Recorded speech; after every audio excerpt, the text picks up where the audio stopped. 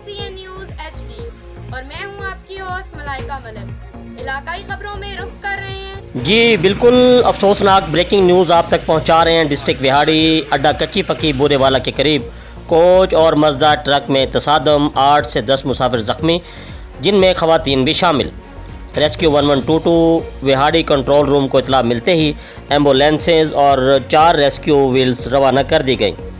हादसा तेज़ रफ्तारी के बायस पेश आया और कोच बेकाबू होकर मजदा ट्रक से जा टकराई, जिसके नतीजे में 8 से 10 मुसाफिर ज़ख्मी हुए।